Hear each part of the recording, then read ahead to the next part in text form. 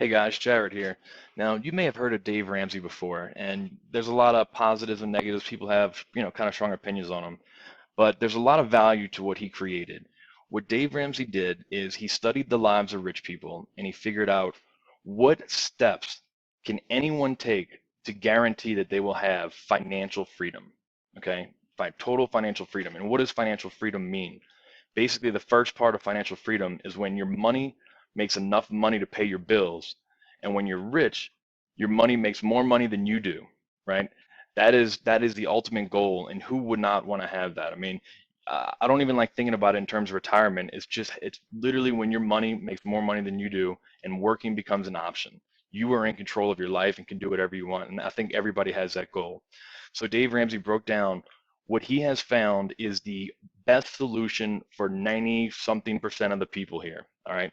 Granted, there might be different options. You might be able to do something a little faster, but if you follow these steps, rest assured there will be a day where your money makes more money than you do. So what are these steps? Well, first off, there's a quote here that he based his the summary of this whole thing is if you live like no one else, later you will end up living like no one else. Okay. So what is step one of the baby steps? So the first thing that Dave says to do is you need to have $1,000 cash as a starter emergency fund. Okay, because if you don't have this, Murphy's Law is going to come in, things are going to happen, and it's going to throw you off whack. You have to have some kind of buffer to handle situations so you're not constantly, everything's just an emergency.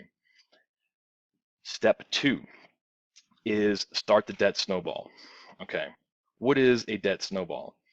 Basically, the debt snowball is taking all the debt you have, listing all your non-mortgage. Now, your house doesn't count here if you have a home, but taking all non-mortgage debt and listing it from the lowest balance to the highest balance, the total amount owed, and to pay the minimum on all the debts except the smallest balance.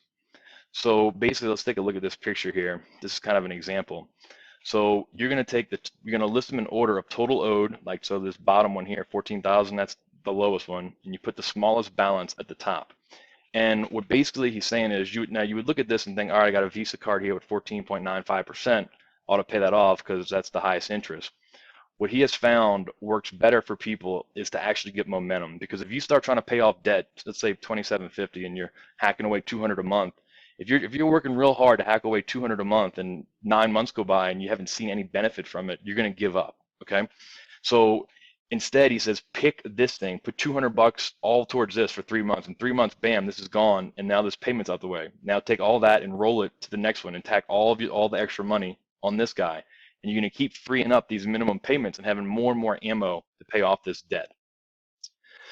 And basically, in the way that he teaches this is he is 100% get all the way debt free, student loans included, pay off all debt to free up all of your earnings to go towards investing. Step three, once all debt is paid off, is to now finish your emergency fund. We started in step one to do a starter emergency fund. Now the goal is to save 3 to 6 months of living expenses to keep liquid for emergencies and peace of mind. So you want to use all the money you were putting towards debt, that was kind of rolling, take that money and now roll it over to here. And you're going to roll and try to build that 3 to 6 month. Now you got to determine what makes you feel comfortable. 3 months, 6 months, that's a personal decision. But the key is to have this money actually liquid, to have it in a money market account, something that you can pull out easy and only use it for emergencies. Step four is invest 15% of your pre-tax earnings in tax-protected retirement funds. So this is really when the goal here is so that your money is going to make more money than you. So work will become optional and on your terms. That's the goal of doing this investment here. And the investment vehicles are basically either 401ks. So first, you're going to want to if you have a 401k and your employer matches, you're going to want to totally max out whatever you get from your employer.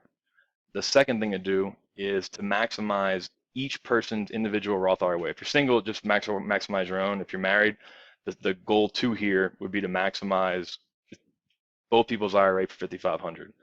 If you put 5,500 in yours and your wife's, and you did the 401k, and it's still not 15% of your pre-tax income, then the third step is to go back to the 401k and put an additional percentage towards it.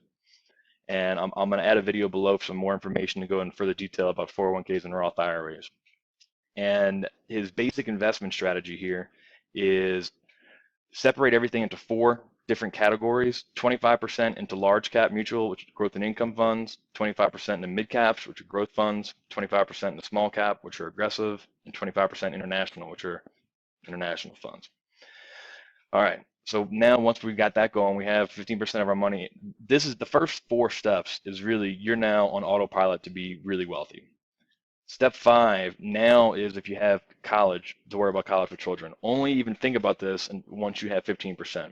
And the goal here is to ensure a legacy of debt is not handed down your family tree by having tons of student loans. So if you plan to pay for your kids' college, here's where you want to use a tax advantage education savings account or a 529 plan. And you really want to encourage your kids to work through college to minimize the loans they need.